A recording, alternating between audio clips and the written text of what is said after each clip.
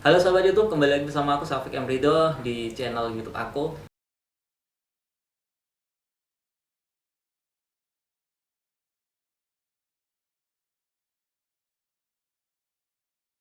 Sebelumnya aku mau mengucapkan selamat menunaikan ibadah puasa terlebih dahulu bagi seluruh umat muslim yang ada di seluruh dunia.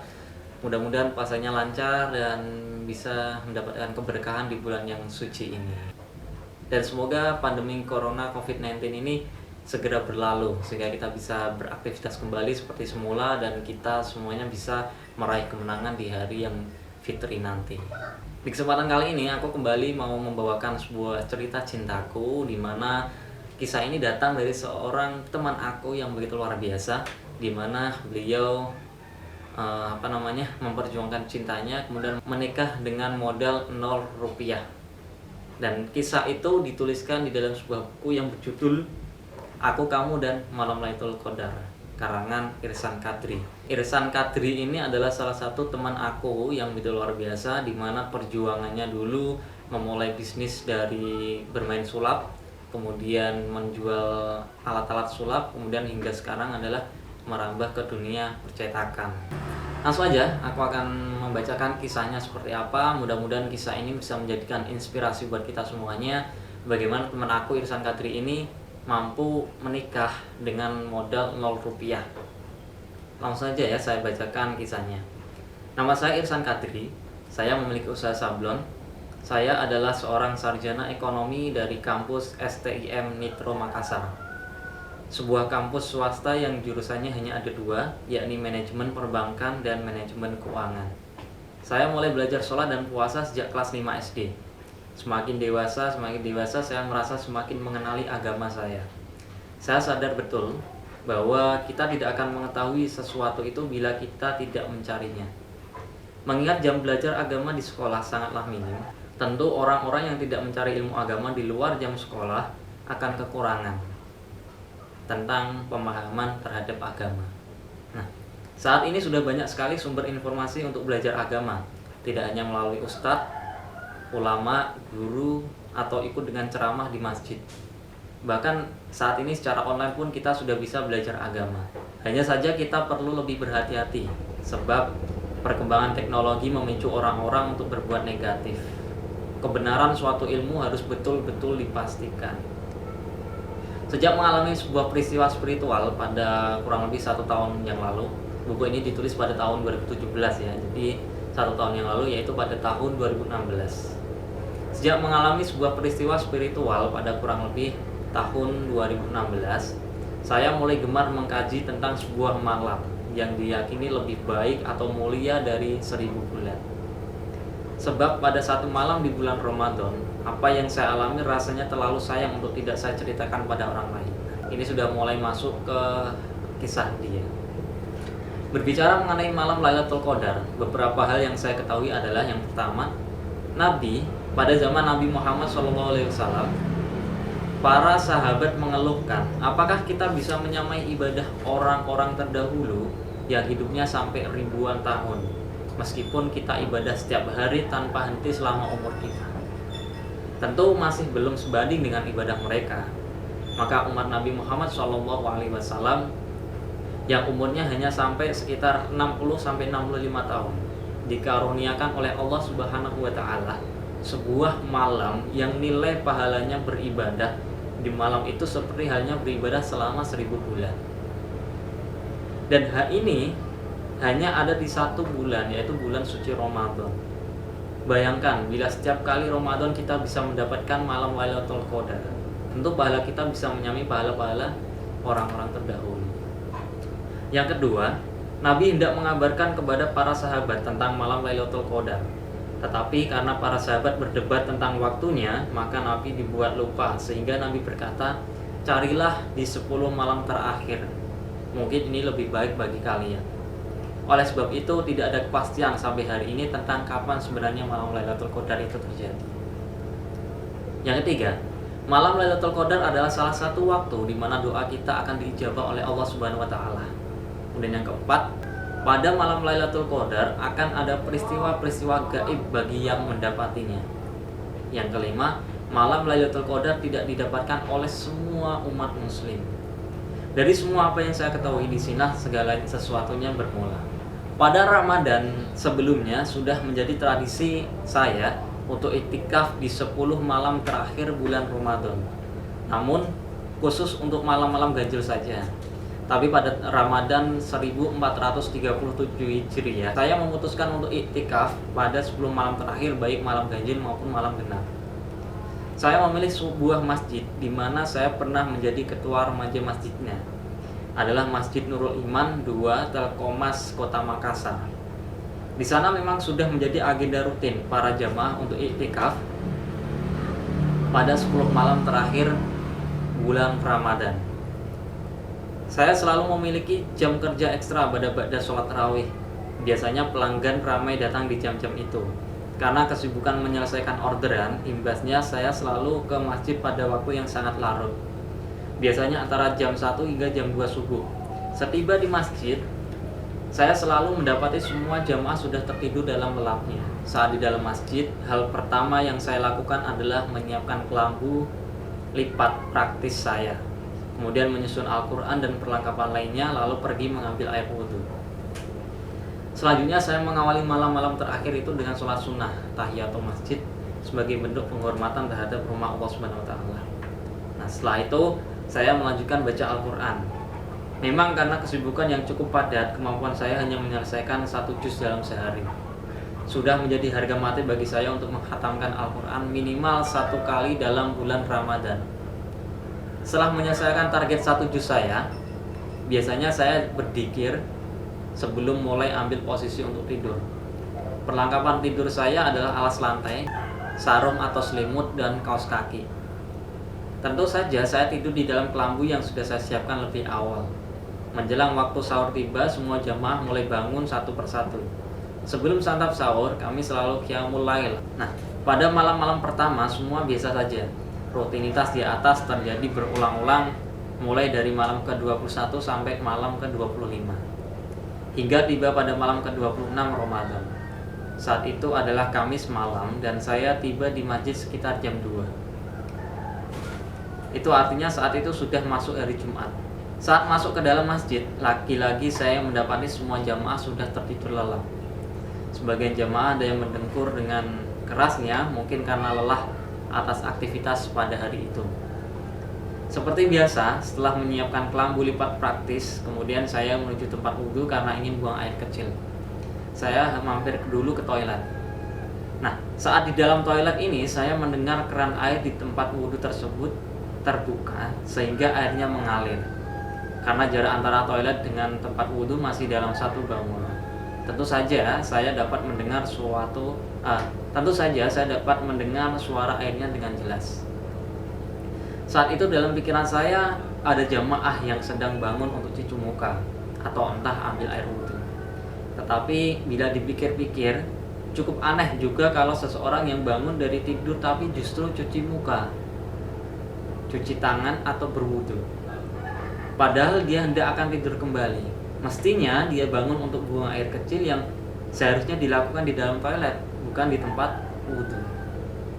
Akhirnya setelah selesai buang air kecil, saya keluar dari toilet menuju tempat wudhu. Saat di tempat wudhu, saya mendapati keran air di dalam keadaan terbuka. Saya mendapati keran air dalam keadaan terbuka dan airnya terus mengalir. Pikiran saya, oh mungkin ini si jamaah sedang ngantuk berat sehingga untuk tutup keran airnya ia sampai kelupaan. Ya sudah, saya matikan keran airnya sambil melihat ke arah pintu masjid. Saya merasa ada sesuatu yang ganjil. Jarak antara tempat wudhu dan masjid itu cukup jauh untuk berjalan kaki. Bahkan seandainya si jamaah tadi ini berlari masuk masjid, tentu pintu masjid masih bergerak-gerak karena pintu tersebut dilengkapi dengan pegas. Meski berlari pun, tentu saya akan mendengar suara langkah kakinya.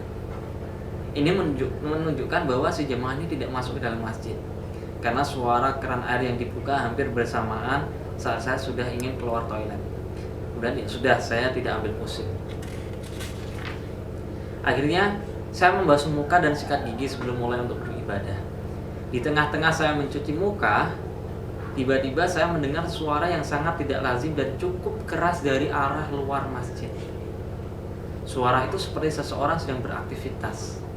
Lebih tepatnya, seperti suara botol plastik yang dipukulkan pada suatu benda secara berulang-ulang. Perasaan saya mulai tidak enak. Saya kemudian melihat ke arah, merinding lagi.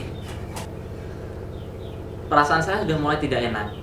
Saya kemudian melihat ke arah pagar masjid, yaitu gerbang akses satu arah untuk keluar masuk area masjid. Tetapi pagarnya dalam keadaan tertutup rapat. Maka saya mulai menghubungkan semua kejadian ini. Yang tergambar dalam pikiran saya saat itu adalah ada seorang anak yang nakal yang memanjat pagar, kemudian masuk ke arah masjid, lalu menuju toilet. Kemudian dia menyalakan keran air entah untuk apa, kemudian bergegas menuju arah di mana saya mendengar suara tadi, dan disitulah dia berada. Saat itu saya tidak menghubungkan kejadian ini dengan makhluk astral seperti hantu, ya, sebab menurut saya mereka terkurung pada bulan Ramadan. Merinding guys.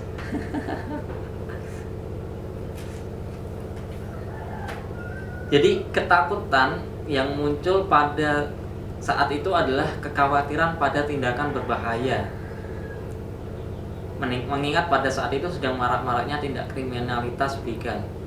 Dan memang saya pernah mendapati anak nakal sedang beraksi memalak warga, bahkan mencuri motor yang terparkir di dalam area masjid tersebut. Kemudian saya mengambil langkah berani untuk memeriksa ke belakang masjid. Dan disinilah sudah mulai muncul kejadian yang membuyarkan logika saya. Saking tidak logisnya, saya sampai lupa, bahkan tidak tahu bagaimana menggambarkan apa yang saya lihat saat itu. Saking tidak logisnya, saya sampai lupa dan bahkan tidak tahu bagaimana menggambarkan apa yang saya lihat saat itu. Yang saya ingat, saya tidak melihat ada aktivitas apa-apa. Tapi suara itu sangat keras, lalu terus berbunyi dan sangat nyata, bahkan suara itu dekat dari saya. Maksud saya adalah sumber suara seharusnya dari arah yang dapat dijangkau oleh penglihatan saya. Tapi saya bingung karena tidak menemukan aktivitas apa-apa. Saya ingat saat itu saya coba menyapa, mungkin saja ada seorang di sana, namun tidak ada respon. Kemudian saya berpikir, bila memang ini anak nakal, kenapa ia mesti memanjat pagar, padahal pagar tersebut sangat tinggi dan dalam keadaan tidak tergembok. Dia bisa saja langsung menggeser pagarnya. Ya sudah, dengan perasaan jantung yang berdebar-debar, saya meninggalkan tempat itu. Lalu bergegaslah saya mengambil air wudhu. Saat berwudu, karena merasa terancam, sambil berwudu saya selalu berhenti sejenak, kemudian memandang ke arah sekitar saya. Nah, di tengah-tengah wudu, saya melihat ke dalam masjid. Bagian luar masjid ini adalah dipenuhi jendela-jendela dengan kaca yang berwarna hitam. Tetapi meski kacanya gelap, kita tetap dapat melihat aktivitas di dalam masjid dari arah luar masjid.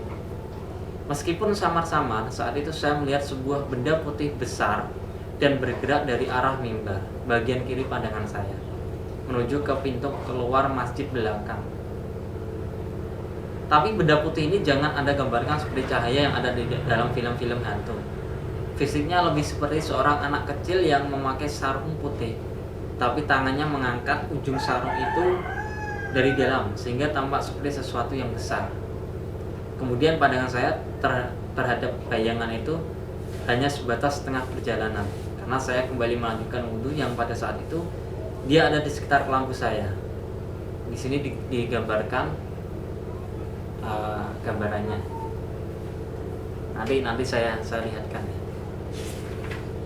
Nah, yang terpikirkan, aduh, merinding guys, ya Allah, ini serius merinding. Ya Allah. Yang terpikirkan oleh saya pada saat itu adalah ada seorang anak yang bangun dari tidurnya, entah dia pindah tempat tidur atau karena dia haus, kemudian dia mengambil air minum lalu kembali tidur. Karena memang jamaah-jamaah yang ikut iktikaf ini tidak hanya orang dewasa, tetapi anak-anak SMP bahkan anak SD pun turut meramaikan agenda iktikaf setiap tahunnya. Singkat cerita, setelah berwudu saya kemudian masuk ke dalam masjid. Alangkah kagetnya saya ketika melihat di dalam kelambu saya sudah ada Al-Quran lain yang tertata rapi persis di atas bantal tidur saya. Masih saja berpikir negatif, saya langsung masuk ke Lambu dan memeriksa barang-barang saya. Kebetulan saat itu saya membawa handphone. Takutnya ada jamaah yang coba mencuri di saat jamaah lain dalam keadaan lengah. Tetapi alhamdulillah semua barang-barang saya aman dan tidak ada yang bergeser sedikit pun, kecuali ada Al-Quran lain di atas bantal saya. Saya mulai merasa ini bukan ulah manusia. Maka untuk membuktikannya saya keluar dari Kelambu dan melihat semua jemaah yang sudah tertidur lelap saat itu, dan apa yang saya dapati adalah sesuatu yang sangat mencengangkan. Tidak ada satupun dari semua jemaah pada saat itu yang menggunakan pakaian atau selimut yang berwarna putih, atau bahkan yang berwarna cerah yang menyerupai warna putih. Maka ini sudah cukup menjadi pertanda bagi saya bahwa ini adalah malam gaib, sebuah malam yang sangat gaib. Kemudian saya masuk ke dalam Kelambu untuk memeriksa Al-Quran tersebut. Al-Quran tersebut itu adalah milik masjid, bukan milik jamaah. Saya kemudian mengingat bahwa pada malam Lailatul Qadar, doa kita akan dijabah oleh Allah Subhanahu wa Ta'ala. Maka kemudian saya berdoa pada malam itu dengan khusyuk. Apa yang saya doakan hanya satu, yaitu saya meminta agar Allah Subhanahu wa Ta'ala memudahkan langkah saya untuk menikah pada tahun itu, yaitu tahun 2016. Lebih spesifiknya kepada seorang wanita yang saya sudah niatkan dalam hati, yakni Andi Ariska Hakiyah Arkam. Selepas berdoa, saya berniat di dalam hati untuk mengkonfirmasi kepada semua jamaah pada saat tiba waktu sahur. Karena memang agenda iktikaf bersama ini dipaketkan dengan agenda sahur bersama untuk seluruh jamaah yang iktikaf di mana sudah ada donatur-donatur yang membiayai dana konsumsi untuk sahur setiap harinya. Dan tibalah saat sahur, saya kemudian mulai menceritakan kisah ini pada imam masjid untuk mengkonfirmasi apakah ada orang yang semalam bangun untuk melakukan semua hal tersebut, baik secara tidak maupun tidak, entah mungkin karena dream walking. Setiap jemaah yang mendengar cerita saya merasa heran dan tidak satu pun dari mereka yang berkata melakukan hal tersebut. Ini sudah cukup menjadi isyarat bagi saya bahwa peristiwa saat itu bukanlah peristiwa biasa. Di dalam hati saya kemudian berkata, boleh jadi ada di antara mereka yang sengaja tetapi tidak mau mengakui, meski perbuatan tersebut tidak ada untungnya bagi mereka. Tapi saya berpikir, jika seandainya betul tahun ini saya akan menikah, maka saya sangat yakin bahwa peristiwa tadi adalah sebuah karunia malam Lailatul Qadar yang saya dapatkan. Ketika firasat saya tentang malam Lailatul Qadar itu terjadi, satu hal yang saya minta adalah tentang pernikahan. Saya berharap agar Ramadan tahun selanjutnya, tahun 1438 Hijriah ini, saya sudah didampingi seorang istri, sehingga terasa begitu indah bulan Ramadan yang saya lalui.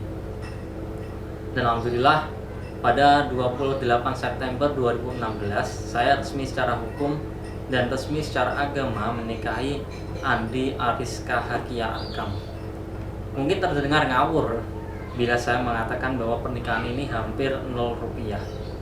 Itulah mengapa saya menamakannya sebagai pernikahan ajaib. Singkatnya, setelah Ramadan 1437 Hijriah berlalu, saya mulai berpikir untuk mengakhiri masa lajang. Tetapi seperti laki-laki pada umumnya, yang menjadi masalah utama adalah dana untuk menikah. Mungkin sebagian orang ada yang tenang-tenang saja sebab pernikahannya akan dibiayai oleh orang tua.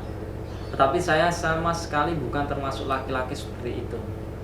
Ini yang jadi pelajaran buat saya adalah seperti ini. Jadi saya itu ingin menikah dengan orang yang memang benar-benar udah aku niatkan dalam hati akan saya nikahi, ya dengan biaya aku pribadi, jadi tanpa orang tua yang membiayai. Keinginan saya seperti itu. Bila saya bertanya pada 10 orang laki-laki, misalnya umur 25 tahun, saya yakin 8 diantaranya ingin menikah tapi belum punya dana. Sedang 2 sisanya masih ingin hidup bebas tanpa terikat hubungan sah. Maka begitu niat ini telah bulat, saya mencoba beranikan diri untuk meminta kejelasan tentang berapa dana yang harus saya siapkan untuk menikahi Iko, sapaan akrab untuk istri saya saat itu. Pada saat itu saya menghitung kemampuan saya hanya sampai pada angka 20 juta. Tetapi begitu menyampaikan kepada ibunya, Ibu Iko menjawab, untuk zaman sekarang dana tersebut sangatlah kurang.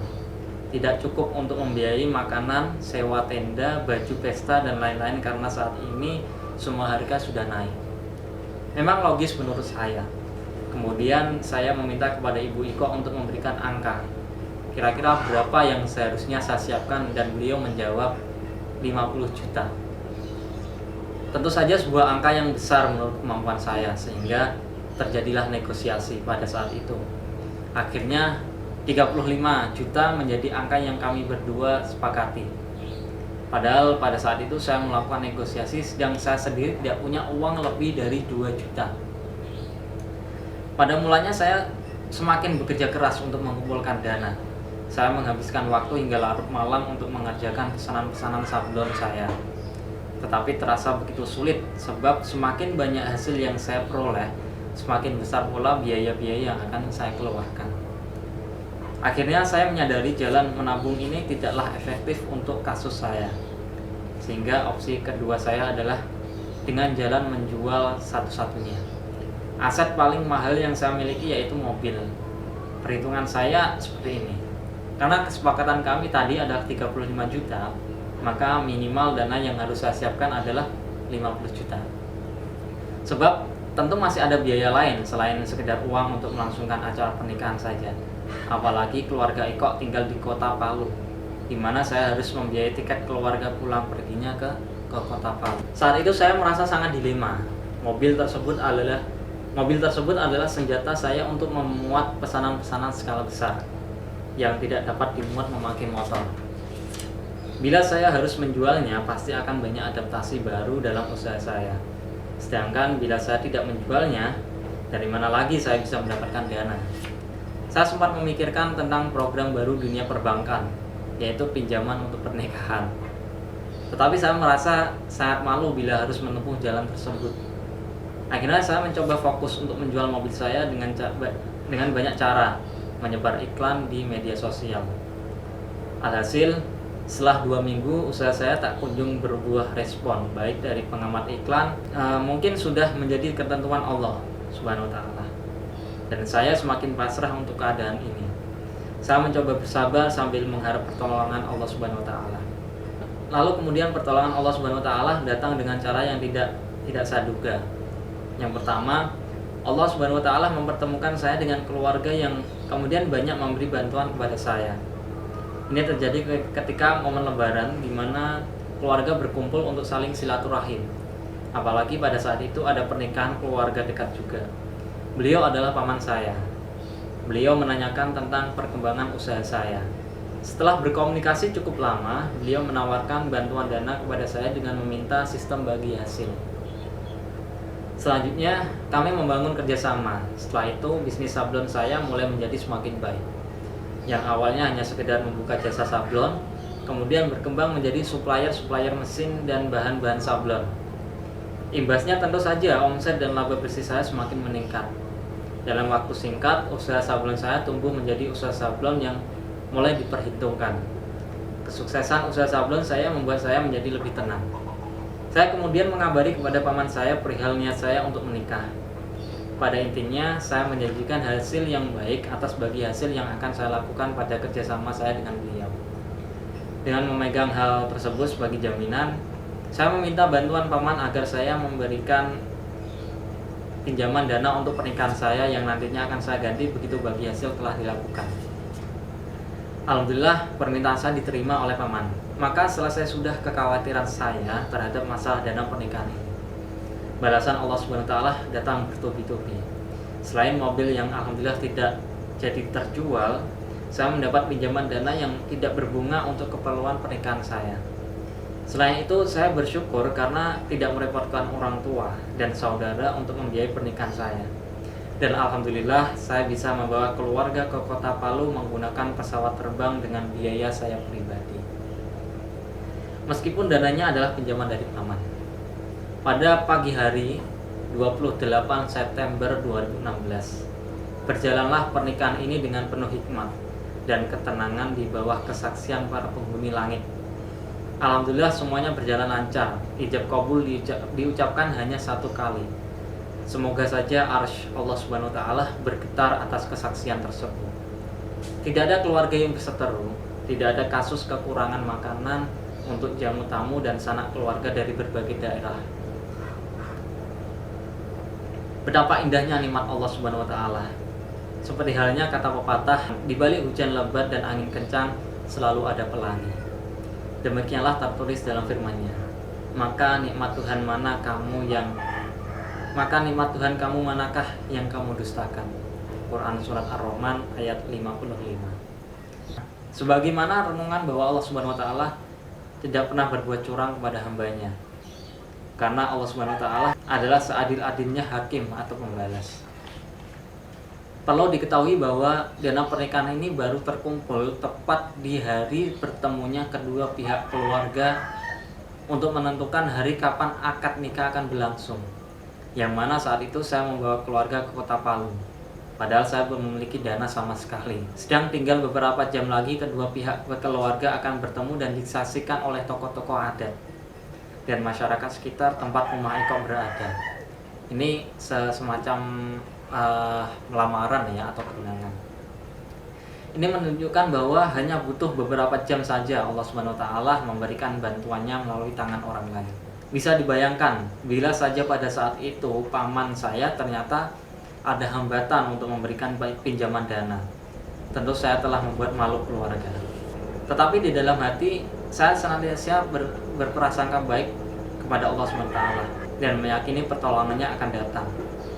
Dengan hikmah ini maka wajar saja bila saya merasa bahwa malam 20 Ramadan kemarin adalah sebuah karunia malam Lailatul Qadar yang saya dapatkan. Demikianlah prasangka saya kepada Allah SWT. Nabi bersabda dalam hadis kursi, sesungguhnya Allah SWT berfirman, Aku sebagaimana prasangka hambaku kepadaku. Aku bersamanya jika ia berdoa kepadaku. Hadis riwayat Tirmidzi. Meskipun demikian, setiap pendapat yang saya kemukakan bukanlah untuk diikuti begitu saja. Alangkah baiknya bila kita tetap istiqomah dalam mencari kemuliaan malam Lailatul Qadar sejak 10 malam terakhir. Bahkan bila saja kita mampu itikaf sejak malam pertama Ramadan, tentu itu lebih baik bagi kita. Namun ingat bahwa Islam tidak mengajarkan kepada kita untuk memaksakan diri dalam mengerjakan ibadah. Lakukanlah semampu kita saja. Semoga kita tidak dihalangi dari kebaikan Lailatul Qadar. Ini adalah sebuah kisah yang begitu luar biasa dari sahabat aku ya, Mas Irsan Katri. Beliau mampu menikah dengan biaya 0 rupiah dengan keajaiban malam Lailatul Qadar pada 26 Ramadan. Dan kebetulan pada waktu ini adalah waktu-waktu Ramadan. Alangkah baiknya kita mencoba selalu berdoa, berserah diri kepada Allah dan selalu meminta ampunan kepadanya. Mudah-mudahan kebaikan-kebaikan di malam Ramadan ini, wabil khususnya di malam Lailatul Qadar nanti, kita bisa mendapatkan kebaikan-kebaikan di malam Lailatul Qadar. Karena memang benar malam Lailatul Qadar ini adalah sebuah malam yang begitu mulia, lebih baik dari 1000 bulan. Mudah-mudahan kisah ini, cerita dari sahabat aku Irsan Katri ini, bisa menjadikan sebuah pelajaran bagi kita semuanya untuk menjadi pribadi yang lebih baik lagi, menjadi pribadi yang selalu berprasangka baik kepada Allah Subhanahu wa taala. Mudah-mudahan kisah ini bermanfaat buat kita semuanya dan kita bisa mengambil pelajaran dan hikmah di balik kisah yang dialami oleh sahabat aku ini. Terima kasih sudah menonton.